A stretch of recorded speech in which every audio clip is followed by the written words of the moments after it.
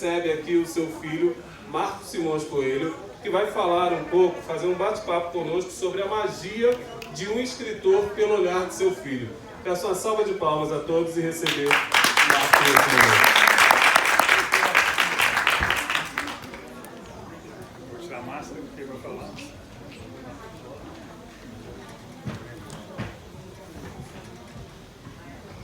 Boa tarde a todos. Eu queria contar um pouquinho como é que nasceu a ideia dessa palestra. Eu conversando com a idealizadora da FLIT, que é a Cristina, que está ali, ela queria fazer uma homenagem para o papai esse ano. Nós pensamos fazer até uma coisa maior, etc e tal, mas tendo em vista ainda a pandemia, ela decidiu, na verdade, adiar essa homenagem um pouco mais complexa para o ano que vem, talvez. Só fazer uma vírgula. A gente queria fazer uma homenagem ao Ronaldo Simões Coelho em forma de banners, estandartes na praça, com todos os livros dele. Então, que é na praça Largo das Flores, ficassem as capas de livros do pai dele, do Ronaldo Simões Coelho. Então, nessa segunda edição, ainda por causa da pandemia, a gente conseguiu fazer uma coisa menor, não é, Marco? Mas no ano que vem a gente vai fazer isso. Isso é o parênteses. Isso. Então, ano que vem vamos fazer. Então, nessa ela falou, não quero deixar passar em branca nuvem.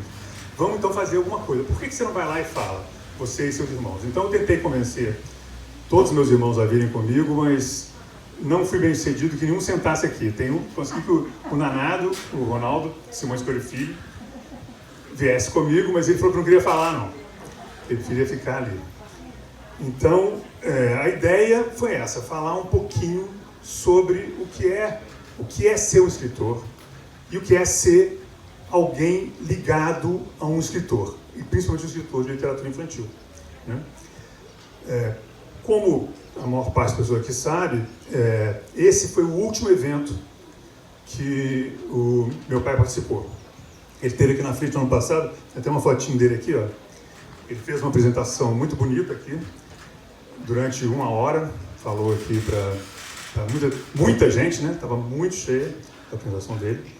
E depois nós assinamos uns 300 livros, né? Fizemos um autografão, muitos livros para pessoas que estavam na feira conosco aqui. Então foi um evento de bastante sucesso e bem interessante. O que foi, Cristina?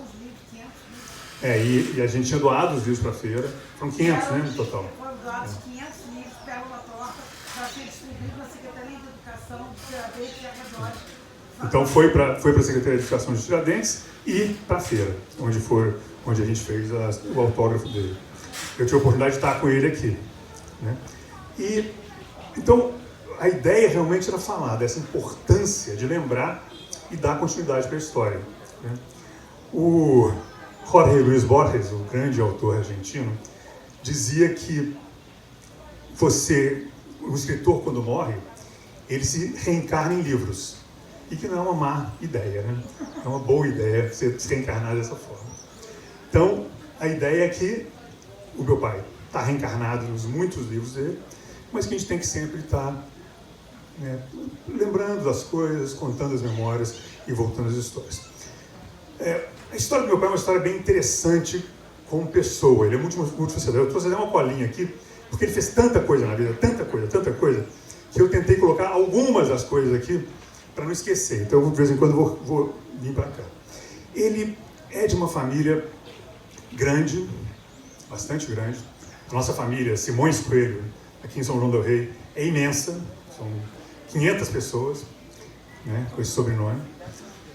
Mas na família imediata dele, meu pai era de uma família de 7 irmãos. Pai, a mãe, 7 irmãos. São esses aqui, ó. Vou colocar uma fotinha aqui. E ele teve também 7 filhos. E também 7 netos. E nós tivemos muita oportunidade de estar juntos como família. Tem uma foto boa aqui no cantinho, não dá para ver, pequenininha aqui, mas onde tem os 7 filhos e os netos, juntos aqui, no aniversário de 80 anos dele. E nós todos estávamos juntos aqui. 80 anos. E ele foi uma pessoa que teve foi rodeado a vida inteira de parentes, amigos, muitas pessoas, se envolveu em muitas atividades sociais. Aqui tem uma foto dele com a minha mãe, bem jovens ali ainda, quando ele era presidente do Minas Futebol Clube, aqui em São João del Rei. Então, você sempre esteve envolvido com atividades várias. E o fato de serem 7 irmãos, 7 filhos, 7 netos, não tem nenhum cabalismo aí, porque o meu pai nunca acreditou nessas coisas. Mas não tem dúvida que é uma história gostosa e interessante de ser contada, né? 7, 7, 7, 21. Como carreira, o meu pai contava que ele, desde criança, desde os 7 anos de idade, ele dizia que ele queria ser médico. 7 anos. Com 7 anos de idade. Também 7. Ah, com 7 anos, verdade. Desde criança, na escola primária, ele falava, eu quero ser médico, eu vou ser médico. E ele estudou medicina na UFMG. Ah, obrigado. E se formou, ficou um pouco em dúvida de que área de medicina queria, fez clínica geral, depois fez gastro, fez diagnóstico por imagem, fez várias áreas.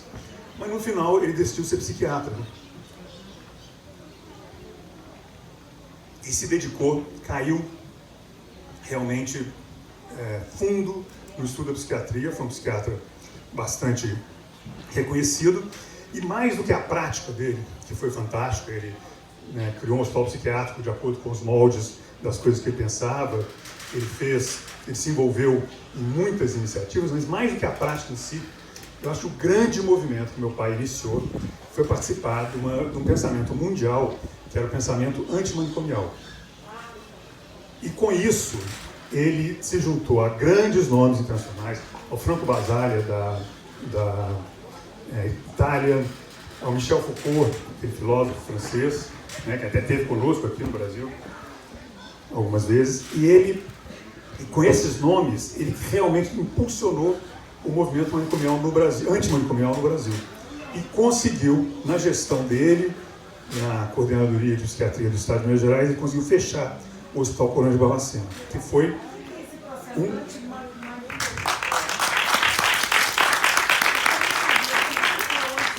o Cristiano está perguntando o que é o processo antimanicomial.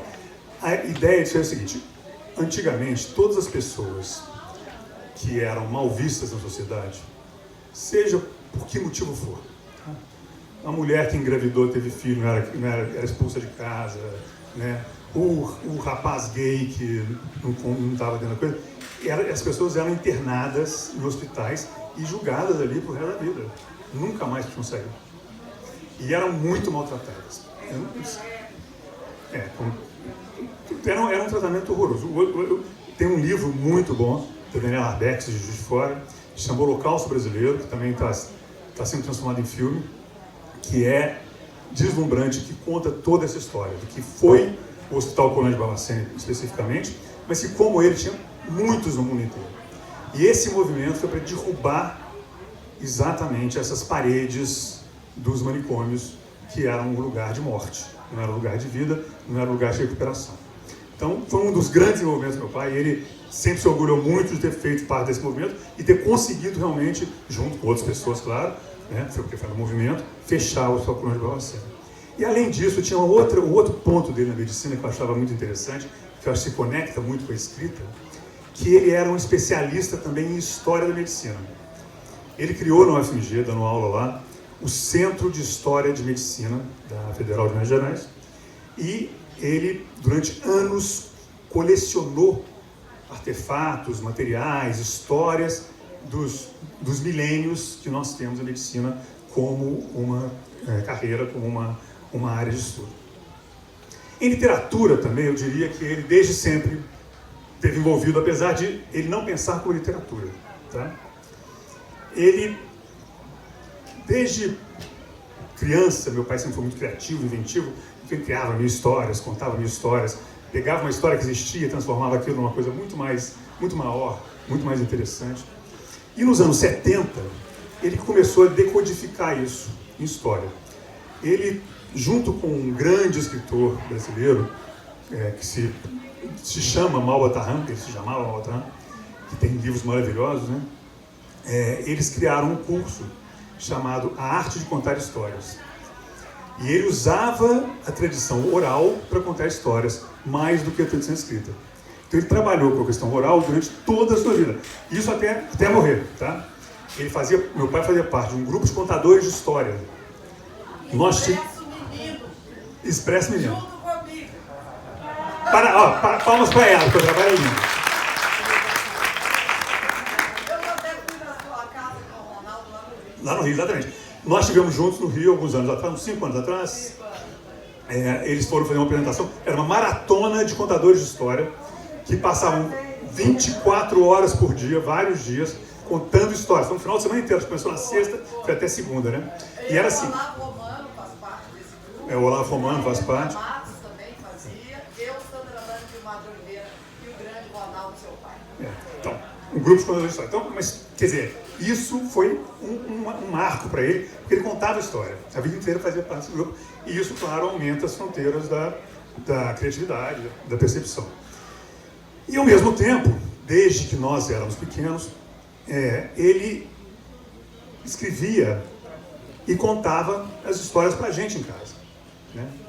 Todas as histórias dele começavam assim, porque tem isso aqui, não sei o quê, e criava sempre alguma coisa diferente e contava as histórias para a gente. Até que um dia um amigo dele, editor, falou, pô, por que você está só no oral? Vamos colocar isso vamos editar esses livros. Então, aí, pelo começo dos anos 80, ele começou a realmente publicar. E de lá para cá, ele não parou. Né? O Richard Bach, que é um outro grande autor mundial, fala que o escritor profissional não é nada mais do que um escritor amador que continuou, que perseverou. E essa é exatamente a história do meu pai. Ele perseverou e continuou contando, continuou escrevendo, escreveu até as vésperas da sua morte no passado. E ele chegou a ter 70 livros publicados. Né? Muitos livros, muita coisa aconteceu. Pela minha editora, ele publicou o primeiro livro da letria na estreia. E esse livro que ele publicou, Bichos, ganhou o prêmio mais importante, que foi o White Ravens lá em Bolonha. O primeiro livro da minha editora, Ronaldo e Ângela Lago. E ele que levou a Ângela Lago para a letria. Ele que levou a Ângela Lago. Então ele tinha essa coisa de muita gente, de agregar, de trazer gente, de juntar, de fazer as pessoas trabalharem com ele. E junto com isso, como pai, o meu pai era um libertário, né? Ele pensava sempre que você tinha que ser o que quisesse, como quisesse, fazer o que quisesse, desde que você fosse uma pessoa feliz, fosse uma pessoa realizada e conseguisse chegar e fazer as coisas lá. Ele era realmente, por isso tem esse título da palestra, um criador de magia, em qualquer lugar que ele chegasse. Ele criava magia. Para um pai, né, para criança, a gente lembra das nossas histórias, quando a gente morava em São João del Rei, nós pequenos, a gente morava numa casa muito grande, e nessa casa, ele fez questão de montar um parque de diversões, tinha um monte de brinquedos pra gente brincar, tinha pomar, tinha horta, tinha um viveiro de patos, gansos, galinhas e outros bichos, tinha um viveiro de aves, com um monte de aves, tinha um monte de outros bichos circulando pela casa, jacaré que sumiu lá dentro uma vez, cachorros, né? O meu irmão tinha um lago de sapos, porque ele adorava sapo naquela hora, agora morre de medo de sapo, mas na época era apaixonado por sapo. E dentro daquela área toda, nós tínhamos também uma casinha lá no fundo, que eu não sei se é verdade ou não, tá?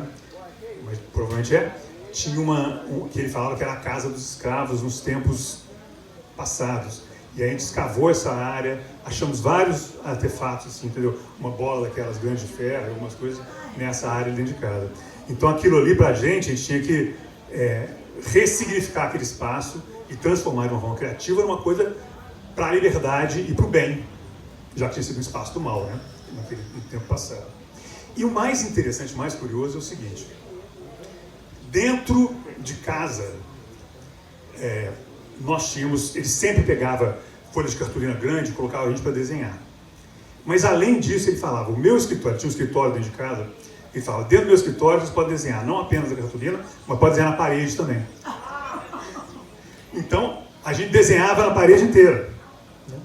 Ou seja, ele era um grande criativo, não era exatamente um educador de criança, nesse sentido, de dar limites. Então, as nossas mães, né? Meu pai foi casado 2 vezes, ele teve 5 filhos com a minha mãe, Ana Maria, e 2 filhos com a Eliana. E essas mães cortaram dobrado para conseguir, né, podar um pouquinho a asa dessas crianças que tinham liberdade total dada pelo pai. Mas também ele trabalhava muito, elas tinham tempo para poder controlar um pouquinho enquanto ele viajava, trabalhava, fazia palestra, participava de várias coisas por aí. Né? Então eu acho que as mães nos puxaram para a realidade.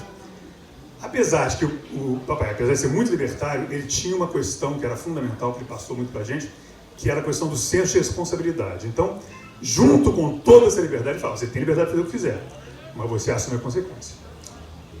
Sob o ponto de vista financeiro e sob o ponto de vista de pessoa, você tem que assumir aquela responsabilidade. Então, eu acho que teve uma educação, uma proposta de educação permanente, de você tem que ter liberdade, fazer o que você quiser, buscar o seu sonho, mas com responsabilidade. Você é responsável por tudo que você faz. Sempre foi. E uma coisa também curiosa dele acompanhar é o seguinte, meu pai tinha paixão absoluta por criança, adorava.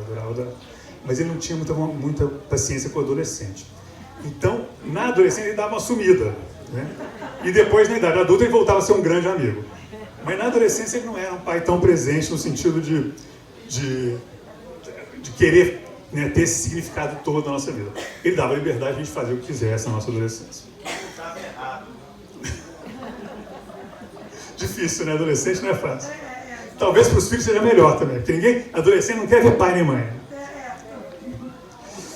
E eu acho que com isso tudo, quer dizer, com toda essa história de vida, veio o reconhecimento de uma forma bastante natural, né? Eu conversando com a Cláudia, minha prima, ontem, ela lembrou uma frase interessante dele, que ele falava que ele era um médico que escrevia e depois ele passou a ser um escritor médico. Um escritor que também era médico, né? E é verdade, eu acho que agora, nos últimos anos de vida dele, ele foi muito mais escritor do que médico. Apesar de continuar trabalhando, continuar clinicando, ter continuado tendo um consultório médico dele até 87 anos de idade, quando ele deixou realmente a psiquiatria. E ele virou esse contador de histórias global, né, com prêmios internacionais, com livros publicados no Brasil e em idiomas estrangeiros, e muito publicado, como eu falei, 70 livros, bastante republicados no país inteiro. Ele passou a ser um contador de histórias, não só para nós, seus filhos, seus netos, seus sobrinhos, né, para os filhos dos amigos, mas para ser um contador de histórias para todos, né? E ele, acho que realmente espalhou essa magia por todo o planeta. No ano passado,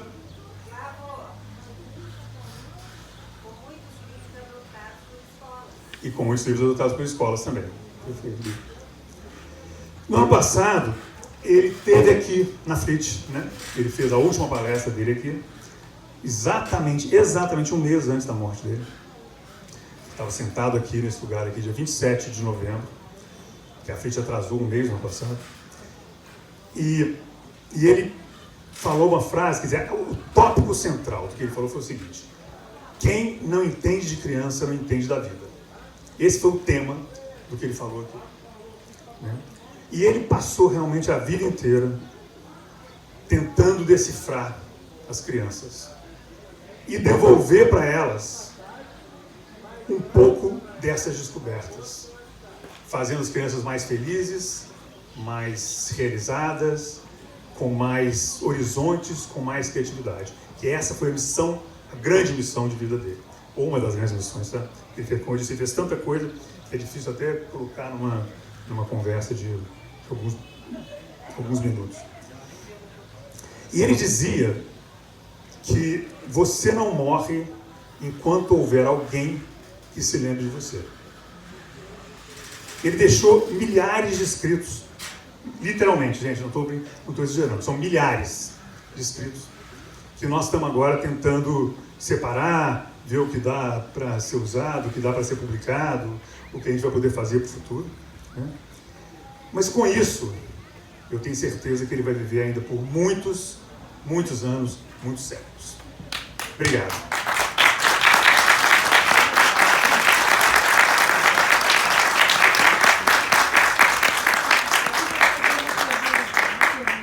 Se alguém quiser fazer um comentário, pergunta. Em que momento seu pai começou, como médico, psiquiatra, em que momento seu pai começou a escrever os livros infantis? Antes, depois, em que momento? Não é? Porque o que você me falou é que ele escreveu mais de 60 livros infantis. 70. Ele Meu pai sempre foi um escritor compulsivo, né? E realmente compulsivo. Ele escreve, guardava coisa. Essas coisas que nós temos, a gente foi ver os arquivos dele, gente. Então, é uma casa inteira, literalmente. Ele tem uma casa no sítio que fica do lado da casa dele, que era uma casa que foi fechada de tanta coisa que ele tinha, livros e escritos ali dentro, né? Ele acreditava naquele ditado aí do William Faulkner, também um outro grande autor, que falava o seguinte: não viva como escritor, vive escrevendo. Então ele vivia escrevendo. Ele estava sempre escrevendo, sempre fazendo alguma coisa. Então, Cristina, na verdade, a história começou ele escrevendo pra gente. Foi isso. Desde criança ele escrevia as historinhas pra gente. Então. O Macaquinho, por exemplo, que foi o óbvio certo. A Bia Bedran imortalizou esse a Bia Bedran filmou e... Ela fez o Macaquinho e o Pato Librota, que ficaram muito bons. Mas ele só começou a publicar... Ele fala que foi pro irmão, não sei qual você, que ficava pedindo para passar pra cama. Eu acho que era o Bruno. Aí chegou o Macaquinho. E aí, ele tinha muita coisa escrita. Até que um dia um editor viu algumas coisas escritas em casa e falou: olha, precisa publicar isso aqui. O Orlando, né? Que era muito amigo dele, falou: precisamos publicar isso aqui, vamos colocar isso aqui para publicação. E foi assim que ele começou a publicar. Mas escrever, ele sempre escreveu. Tudo isso. E ainda vai sair muita coisa dele no futuro, porque nós ainda vamos terminar de trabalhar nisso. Eu quero fazer um comentário, porque os livros dele eram revolucionários. Ele pegava histórias clássicas, né?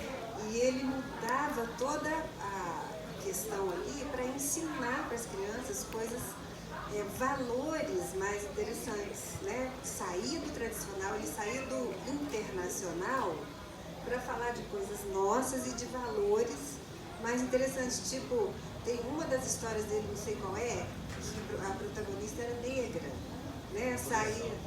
Nós lançamos, nós fomos para a Feira de Frankfurt há 8 anos, exatamente 8 anos, acho que tem 8 anos. E ele fez o lançamento dessa coleção na Feira de Frankfurt, onde ele faz releituras de contos europeus com personagens brasileiros. Ele tem dele 4 livros hoje em dia, e os personagens todos têm características físicas da miscigenação brasileira. Essa coleção é pela Masa Edições. É pela Masa. Ele fez com a Cristina Agostinho e exatamente. É maravilhosa. É maravilhosa. Essa coleção é premiadíssima. Essa realmente é espetacular. Quer falar, Dena?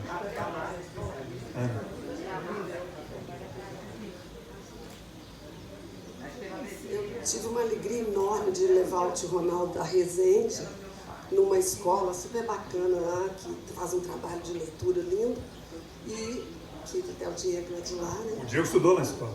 No Dom Bosco. E foi maravilhoso, porque fizeram uma homenagem, tudo era ele, e ele era assim, onde a gente chegava, rodeado de gente pedindo autógrafo e conversando, assim, era um ídolo da criançada, e eu curti cada momento, e a gente passou assim, acho que foram uns 3 dias juntos nesse lugar, depois fomos passear Penegro e tal, e foi uma alegria enorme, muito bacana participar disso. Fora outras lembranças que sempre tem, né? Eu queria só registrar 2 coisas legais de todos os acontecimentos que nós passamos juntos. Teve um período que eu fui vereador em São João del Rei e estava a construção do aeroporto lá em São João, né, para a nossa região, que era muito legal. Então eles iam ampliar a Avenida 31 de Março. E ali era uma fazenda da colônia italiana, onde tem umas mangueiras, né, que eles iam cortar as mangueiras todas. E aquelas mangueiras foram plantadas pela dona Esterina, que era uma italiana que veio para cá criança e que já estava velha naquela época, né, já tinha morrido, se não me engano. E eu conversei com o tio Ronaldo e aí ele fez um poema sobre a importância da preservação dessa memória italiana ali. E nós conseguimos não derrubar as mangueiras, entendeu? Então foi um trabalho super legal, que ele teve uma contribuição assim, fantástica. Não virou um jardim como a gente queria ainda, mas elas estão lá, preservadas pela colônia italiana, porque a colônia italiana em São João del Rei, na região, foi muito importante. Então, se de repente chega, né, o aeroporto, vamos passar a máquina aqui e tirar tudo. Não, ele falou assim, não, cada árvore ali tem uma história italiana. Então, ele sempre com essa memória, com essa preocupação da preservação. Mesma coisa. Esse é um ponto que eu não falei aqui, mas meu pai era um ambientalista também e fez muita coisa para o meio ambiente. Esse trabalho que o Sebastião Salgado faz de replantio de floresta, ele começou a fazer há 50 anos. Exatamente. E além disso tudo, né, o Fábio, ele foi fundador do Clube de Escoteiros de São João del Rei, do Rotary Club, ele era Associação Médica em São João del Rei, presidente do Midas, do Instituto Histórico Geográfico, da Academia de Letras de São João, a participação muito intensa. Agora, uma outra coisa que eu lembro de criança, que ele contava muito, quando ele começou a clinicar em São João del Rei, né, ele ia visitar, né, naquele tempo, os médicos iam nas casas, né, dos pacientes. Né, e os médicos de São João del Rei, todos, graças a Deus, né, abonados, né, tinham seus carros e iam de carro visitar os seus pacientes. E ele ia de bicicleta, entendeu? E aí criou um problema, um mal-estar, entendeu? Político entre a classe médica, porque falou assim, Ronaldo, como é que você vai de bicicleta, né? Pega um táxi, então, chama um motorista. Não, eu vou de bicicleta, eu vou visitar meus pacientes assim. E ele contava isso pra gente, mas gargalhando, e a gente criança, né, achava o máximo, né?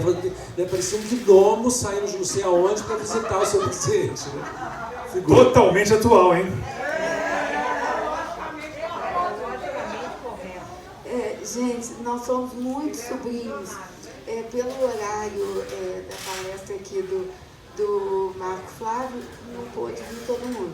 Mas se viéssemos, né, a maioria, todo mundo ia ter um caso para contar do tio Ronaldo.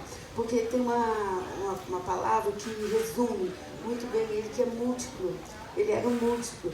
E eu fico pensando, quantas histórias ele ouviu naquele consultório, e aí ele falava que ele era melhor para ouvir do que para contar história. Então imagina que sucesso, né? Ele foi, porque se para contar ele já era bom. E ele tinha uma característica que era só dele. Eu contei ontem aqui que eu fui contar história para minha sobrinha de 3 anos, e ela falou assim, não, Cocó, prefiro o filme. Então, quer dizer, não é para qualquer um, né? E aí, ele conseguia transformar as histórias de uma maneira tal que ele envolvia todo mundo, ou a gente criança, ou adolescente, depois a gente adulto, ele contava e jurava que era absoluta verdade. Só que a gente sabia o tanto que ele floreou, né? O tanto que ele aumentou, e por aí ele ia embora, e assim, onde a gente chegasse, fosse em Belo Horizonte ou em São João, em vários lugares, agora eu acho que até ganhando o mundo, alguém falava, é sobrinho do Ronaldo Simões, e tinha um caso e algo assim interessante. Os pacientes eram completamente apaixonados por ele, porque ele era um grande médico do diagnóstico também, né, Fábio? Que ele começou a vida trabalhando no laboratório. Porque ele trabalhou em muitas áreas, se formou em muitas áreas, então ele era um grande diagnosticista, tem um nome para isso, agora sim. E em São João, que tinha assim, uns anos que ele foi para lá, nos anos 60, quando ele chegou, tinha uns doidos, né? Porque a família não sabia o que fazer. E ele conseguia, assim, como que encantar aqueles doidos só com o jeito dele, com o conhecimento. Então, até hoje, pessoas assim que adoram a nossa família por causa dele, né? Isso que eu ia citar aqui, o Adenor falou, a quantidade de coisas. E uma última característica para eu me alongar. Ele, que eu acho assim maravilhoso, qualquer homenagem, por mais simples que fosse a escola, uma escola da zona rural, um lugar no fim do mundo, ele honrava aquele convite e ele vibrava, né, com aquilo e presenciava. Então, uma vez eu estava na assessoria de imprensa de uma escola de São João, uma escola boa, de particular, e a gente chamou ele para palestrar no dia do livro. Aí a escola, toda aquela quantidade de gente reunida, e ele falou, começou a palestra, não leiam, aquele silêncio total, não leiam nunca, ler é um perigo. que depois tinha outra característica, que ele falava baixinho. Aí nós perguntamos, mas por quê? Se eu falar baixo, todo mundo vai parar para me ouvir. E esse era o tio Ronaldo.